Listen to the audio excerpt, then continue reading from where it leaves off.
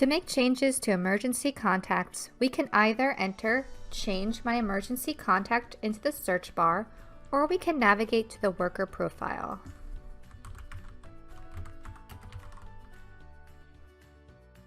Let's navigate to the worker profile by clicking the profile icon and then click View Profile.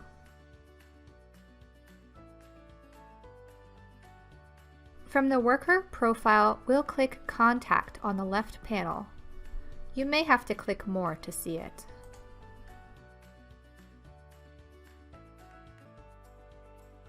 We are automatically put on the Contact subtab, which is where we could review and edit home and work contact information. But where I want to go is the Emergency Contacts subtab. I'll click Emergency Contacts now. On the Emergency Contacts subtab, we can see that Evan has added Edna, his spouse, as a contact. We can click Edit to either update Edna's information, or we can even add an additional emergency contact by clicking Edit. I'll click Edit now so we can add another contact. Edna is listed as the primary emergency contact, and we could edit her info if we wanted to by clicking the edit icon or clicking directly into the card.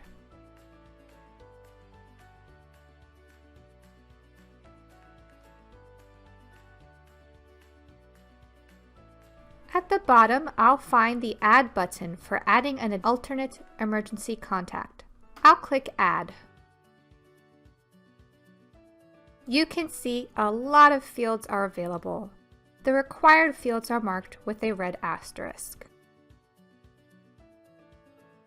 Let's add Evan's sister Ivana as a contact. I'll start by entering her first and last name.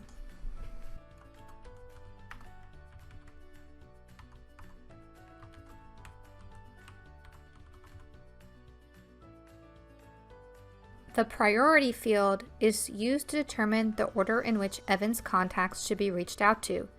This is more useful if Evan had more than 2 emergency contacts, so we'll leave it at 2. You can see I could mark Ivana as the new primary contact, which would put Ivana's information in a row on the top of the table, but we'll skip that for now.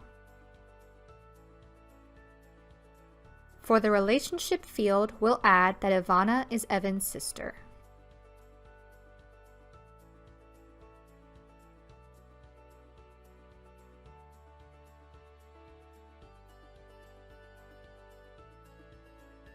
We can add Ivana's preferred language and her address here as well, but any field that does not have a red asterisk is optional. What is mandatory, however, is having at least one form of contact, whether it is a phone, email address, or both. You can see this when I click the error notification that is displaying.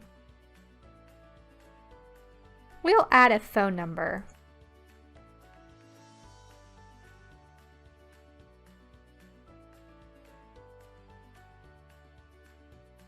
Under Phone Device, we'll select Mobile and then enter the country phone code and the phone number.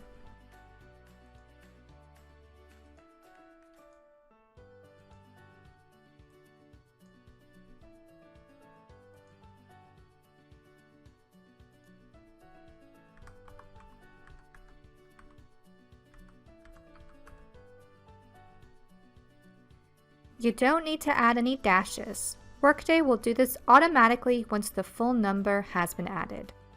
Once we've added all forms of contact, we'll click Submit to complete the process.